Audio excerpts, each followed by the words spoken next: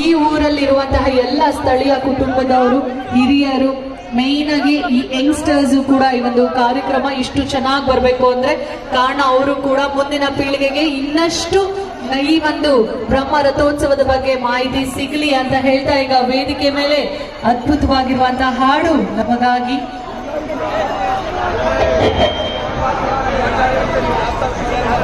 ಒಮ್ಮೆ